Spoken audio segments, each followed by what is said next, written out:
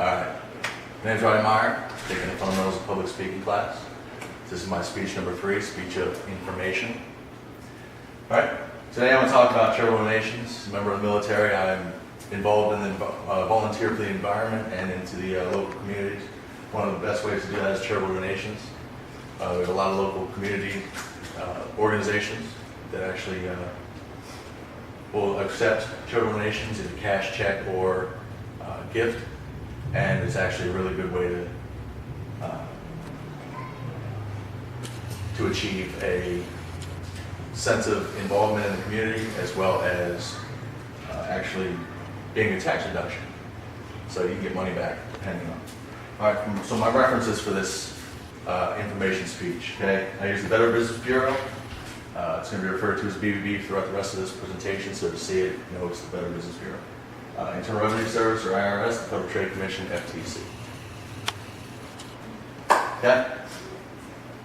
Before you start giving, before you decide to give, you have to actually do a little bit of homework. So you got to research this stuff, right? So know the Standards of Alliance. Standard of Alliance is the Better Business Bureau's GiftWise Alliance, and it's basically a agreement between all the organizations throughout the local community and throughout the entire country that say, hey, we will do all these things for you, we will document it, we'll give you the public records and all those different things, so that way you know when you donate, the information, the items that you're giving, or the cash, or the check, whatever you're going to give, is actually going to go to that charity, and you're not going to get stuck in a scam.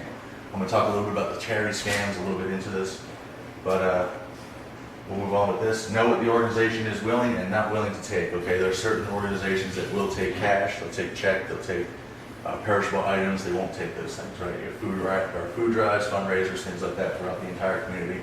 They will actually go ahead and take those type of things. All right, some things that they don't take, like mattresses. Okay, you can't donate a mattress; you can go in the trash. Things like that, things that could actually spread a massive amount of germs and can't be cleaned. Okay, so you think about it like that. You'll know what you can and cannot give. All right, and then again, you can also research the actual organization that you want to donate to and find out what they will and won't take. All right, we're going to know the signs of a charity scam, and then a charity checklist. Okay, it's a small checklist that the Better Business Bureau comes out with, as well as the Federal Trade Commission, and they're going to talk a little bit about, you know, the different things that you need to look at when you're actually going to go ahead and donate, and then the requirements for claiming those contributions. All right, so here's the standards that I was discussing earlier from the Better Business Bureau. Okay, accountability, developed by small and large charitable organizations. Okay, so it's actually run by those organizations. All right, basic standards of organizations. All right, how they govern it. All right, again, they'll talk about their board of directors, how many they have to have, who's on it, you know, the actual giving, bodies throughout that board, right? So you cannot have more than 10% of the board of directors actually involved in the charitable donation process. So that way it takes those guys out and it doesn't look like they're trying to just take your money. Okay, truthfulness of the employees and the willingness to disclose basic info to the public, as I discussed before.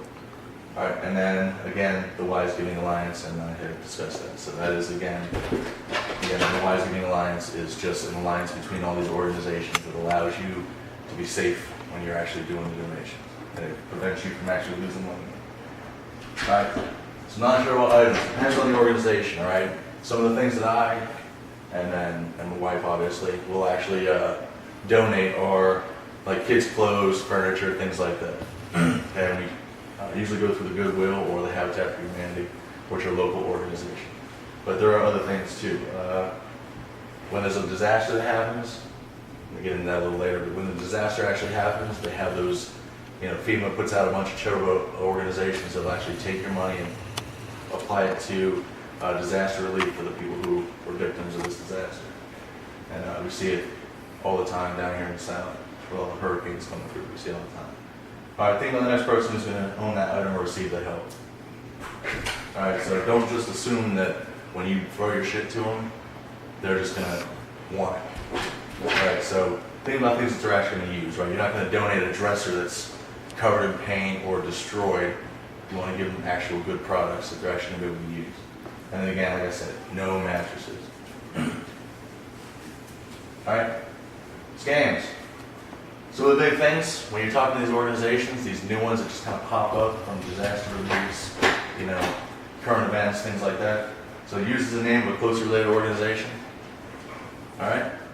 So, you got the Goodwill, it might be, the Hope Foundation or something like that. And it relies solely on like the Goodwill's alliance, right? If you see that something like that and it kind of gets iffy, then you probably don't want to donate to those people.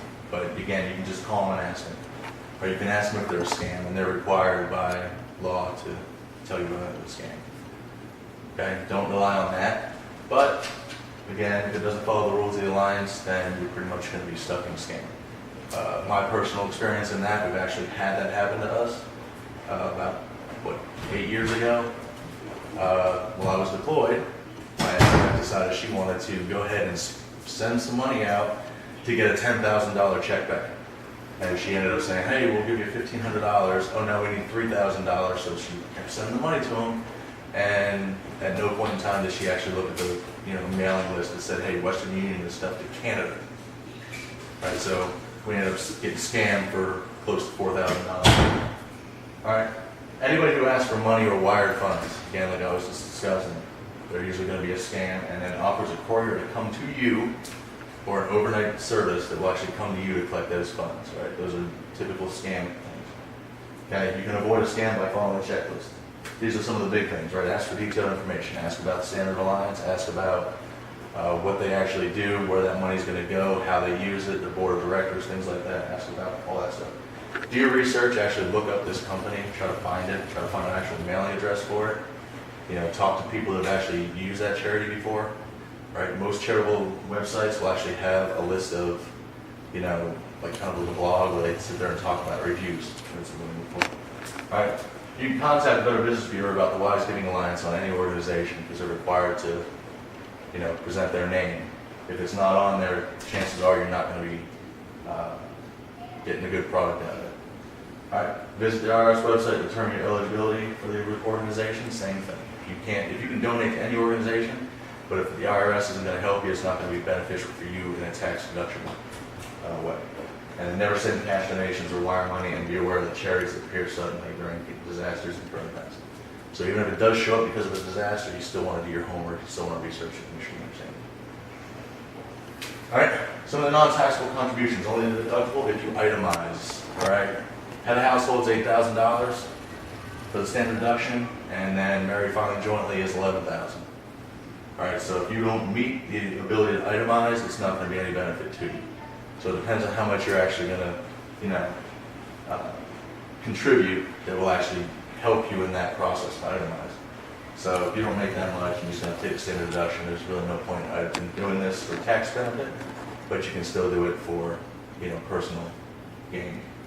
All right, and then again, cash, check, or monetary gain, monetary gift. So you can send in cash, check, or you can send in. Records. There's no rules on how long you need to maintain those records, but the IRS can come back 4 years later and audit you. So I would say good practice is 4 years. All right, personally, we keep our tax records filed away. We put all the stuff that we use for our tax information in that folder, and it stays there. Okay, but you need to name an organization, the date, and the amount that you actually contributed. All right, Goodwill will give you a slip with a serial number on it telling you that you donated. You just attach some kind of itemized list that you have that you donated, and that's going to be good for the IRS. All right, you must fill out the 8283. If you do it by yourself, this is the form. This is what it looks like. If you go to H&R Block, Jackson Hewitt, those type of tax agencies, they'll actually do it for you. It'll show up on this, so make sure that that is in your record that you're going to initial for at the bottom of the page. Okay. These are my references that I used for this informational speech. Okay. Again, Better Business Bureau, Wise Giving Alliance. Okay, and there's the websites. If anybody would like to see them afterward, I can bring them back up and we can go ahead and you can write them down or what you want to do. But the big thing about this is just make sure that you do your homework, you do your research before you donate to make sure that you're not going to get scammed. Does anybody have any questions?